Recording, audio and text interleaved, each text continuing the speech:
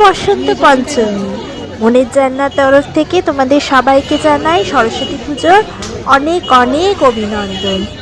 তোমরা কেমন কাটালে সরস্বতী পুজো? এই তো আমরা চলে এলাম কসবা মার্কেটের কুমোরপাড়ায়। আগে তো আমিই যেতাম মায়ের সঙ্গে, এবারে আর যাওয়া হয় না, তাই দিদি আর মা মিলে ফ্রেমবন্দি করে আনলো। কত সরস্বতী ঠাকুর দেখো, দেখলে মনে হয় যেন ছুটে গিয়ে আবার সেই পুরনো দিনগুলোতে ফিরে যাই। এবারে অবশ্য সরস্বতী ঠাকুর শুধুমাত্র হলুদ শাড়ি আর সাদা শাড়ি পরেই নেই, এবার নীল শাড়ি, সবুজ শাড়ি, আরও কত ধরনের সাজ। মা সরস্বতীর সাজও আমাদের মতনই বেড়ে গেছে। আইশ্যাডো পরেছে, হাইলাইনার পরেছে, আর এগুলো দেখতে দেখতে সেই ছোটবেলার দিনগুলোতে ফিরে যাবা। এবারে তো দেখো, আগের বারে হাতে খড়ি হলো একজনের, এবারে সে পোজ দিয়ে সরস্বতী পুজোর নতুন শাড়ি পরে সব তোমাদের দেখাবো। আমার ব্লগটা স্কিপ না করে পুরোটা দেখতে থাকো, আর কেমন লাগলো নিশ্চয়ই জানিও। আমাদের বাড়ি ঠাকুর চলে এসেছে, আর এই সাজানো হচ্ছে, রাত্রির বেলায় সাজানো হচ্ছে, তার কারণ কালকে তো সকালবেলা থেকেই লগ্ন পড়ে যাচ্ছে পুজোর, তাই জন্য আমি বসে বসে ভিডিও করছি আর দেখছি। আমি তো এখন বেশিক্ষণ বসতে পারি না, তো এই সাজানো হচ্ছে, মাকে বললাম আমাকে একটু বসিয়ে দাও, তাই জন্য একটু বসে বসে সাজানো দেখছি। এই দেখো, কালকে তোমাদের ফাইনাল লুকটা দেখাবো, আজকে আগে দেখে নাও কি সুন্দর সাজানো হচ্ছে। মায়ের মুখও আজকে দেখালাম না, মায়ের মুখ ঢাকা আছে। আমার মা এবারে পিঙ্ক রঙের শাড়ি পরেছে, তো সাজানো চলছে, সাজানোটা হয়ে গেলে পুরোটা তোমাদের দেখাবো। ফাইনাল লুকটা দেখে নাও তোমরা। এখনো সবে সাজানো কমপ্লিট হয়নি, লাইট লাগানো হবে। আমার মায়ের মুখটাও দেখিয়ে দিলাম, মাকে কালকে ফুলের সাজে আরো সুন্দর লাগবে। এই যে হাসি খোকারা মায়ের কাছে চলে এসেছে, তো এটাই আমাদের ফাইনাল লুক। যেহেতু আমি ঘরেই থাকি, বেশি বেরোতে পারি না, তাই আমার সামনেই পুজোটা হচ্ছে, তোমাদের সঙ্গে শেয়ার করে নেব পুজোর প্রত্যেকটা মুহূর্ত।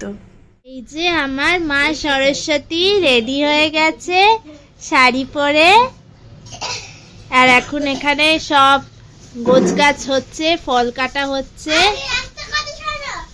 এই যে মা সরস্বতীও সেজে উঠেছে, এখনো ফুলের সাজ বাকি আছে, এই ফল কাটাকাটি হচ্ছে। আচ্ছা ঠিক আছে, তোমার সাজটা আগে দেখাও, তোমার শাড়ি পরে কেমন লাগছে? হাতে আবার চুড়ি পরেছো, গলায় আবার হার, দুটো হার, হলুদ শাড়ি। ছোটবেলায় না আমরাও শাড়ি পরতাম এরকম ভাবেই, মাকে আবার সেই আমাদের ছোটবেলাতেই ফিরিয়ে নিয়ে গেল মিঠাই।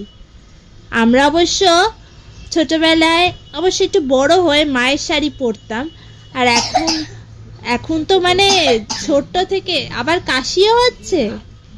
তোর কি আর কাশি যাবে না?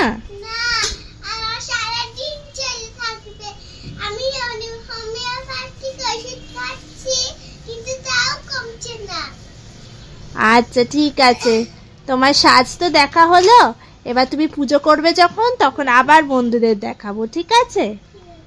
এই যে সরস্বতী পূজায় কিন্তু আমিও সেজেছি, এই যে নতুন জামা পরেছি দেখো। শাড়ি পরা আর হলো না, তার কারণ মা সরস্বতী তো আর শাড়ি পরার জোর দিল না। যাই হোক, তাও নতুন জামা পরে আমিও সেজেছি, তোমাদের সাজটা দেখালাম। আমাকে কেমন লাগছে বলো? লিপস্টিক লাগিয়েছো? তো পুজোর সময় আবার আমরা ফেরত আসছি, সঙ্গে থাকো।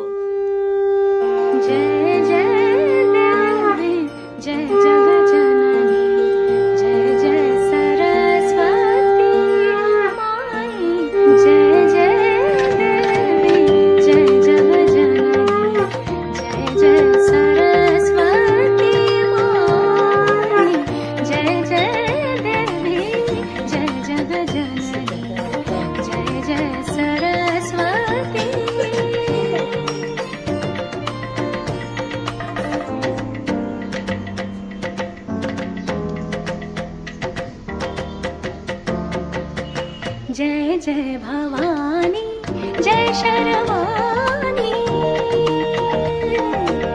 जय जय भवानी जय शर्वाणी जय त्रिभुवन सुखदाई जय जय भवानी जय शर्वाणी जय त्रिभुवन सुखदाई तेरे मायानंद पार जाको को नहीं पाई जय जय देवी जय जग जननी जय जय सरस्वती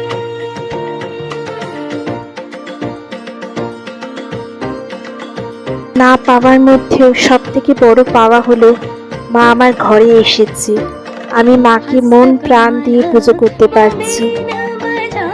আর আমার অপূর্ণ ইচ্ছাগুলো মায়ের কাছে এই প্রার্থনাই করব যেন মিঠাইয়ের দ্বারা পূর্ণ হয়। মা যেন ওকে বিদ্যা দেয়, বুদ্ধি দেয়। তোমরা সবাই ওকে আশীর্বাদ করো। दूजे हाथ विराजत पुस्तक वेद श्रुति उपजाई जय जय देवी जय जग जननी